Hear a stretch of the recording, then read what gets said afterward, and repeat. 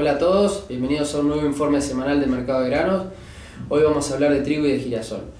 A nivel internacional salieron las primeras estimaciones de producción publicadas por el Consejo Internacional de Granos y dan cuenta de 672 millones de toneladas de producción y de consumo, ¿sí?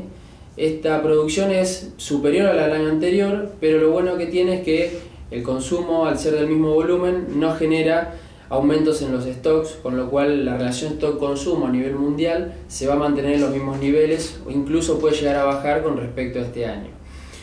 Respecto de trigo, lo que más está importando ahora, o la noticia más relevante a nivel internacional, es la producción o el estado de los cultivos en Estados Unidos y también la sequía que está afectando a países de Europa como ser Francia y Alemania. En Estados Unidos el estado de los cultivos es realmente muy pobre, es el peor estado de los cultivos de los últimos 10 años, 8 años según informes de Luzda, y se espera una producción por debajo del año anterior a pesar de el aumento en la superficie que hubo con respecto a la campaña pasada. Los rindes que se esperan en zonas sobre todo trigueras son realmente bastante bajos. A nivel local se está empezando a agilizar un poco el negocio de forward de trigo para la campaña que viene y los mismos se encuentran entre 180 a 190 dólares la tonelada, con lo cual es un precio interesante pensando en los valores que veíamos a igual fecha del año pasado, que estaban en el orden de 130 dólares. A pesar de que las cotizaciones son buenas, los productores se siguen preguntando si hacer o no trigo, y las respuestas vienen básicamente por el lado de que es un buen precio, o las respuestas afirmativas a sembrar trigo vienen por el lado de que 190 es un buen precio y por el lado de la sustentabilidad del negocio y pensando sobre todo en hacer algún cultivo que le aporte materia orgánica a la rotación. Y además las últimas lluvias de los últimos días han aportado buena humedad en los suelos como para hacer un buen trigo. Pero si pensamos en la parte comercial, la verdad que muchos productores no tienen muchas ganas de hacer trigo, sobre todo teniendo en cuenta que cuando lo queríamos vender en plena cosecha no aparecía ningún comprador. Es el día de hoy que si pregunto a muchas personas a qué valor vendieron el trigo el día 18 de marzo, me van a decir yo vendía 720 y otro puede haber vendido a 940 pesos. Esa distorsión es lo que hace que muchos productores estén con bronca y con razón al tener bronca en sembrar trigo.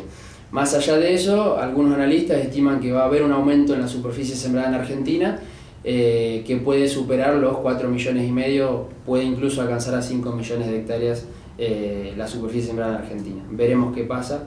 Por el momento los precios a futuro son interesantes, siguen descontados pero son interesantes.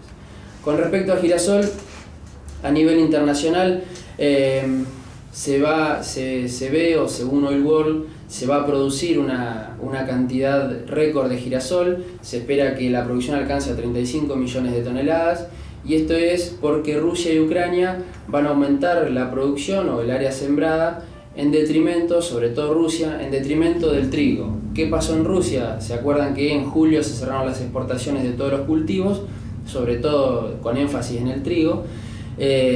Se importó trigo en Rusia y eso ha generado que los precios internos de trigo en Rusia bajen o estén muy descontados, algo similar a lo que pasa acá.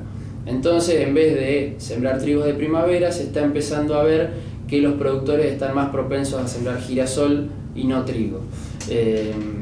Por ahí a alguno le resulta conocido o familiar lo que está pasando en Rusia. Más allá de eso, entonces, vuelvo a la idea, se espera que haya una muy buena producción de girasol a nivel mundial. Más allá de eso, que eso sería obviamente bajista para los precios, la producción de colza en Canadá, en Francia y en Europa, o en Europa mejor dicho, en Francia y Alemania, no va a ser del todo muy buena, básicamente por sequía en Europa y inundaciones en Canadá, con lo cual la sustitución o el aceite de colza ha subido fuerte y el aceite de girasol estaría acompañando los precios del aceite de colza, porque como todos saben el aceite de colza es sustituido por el aceite de girasol al momento de consumirlo. Con lo cual vemos por ahora un escenario de girasol que va a estar con oferta, pero con algún premio, si se quiere, con respecto a o gracias a, mejor dicho, el fracaso de la producción o los problemas productivos en la colza. Para más información o cualquier duda que tengan, no duden en comunicarse con nosotros. Los números están en pantalla.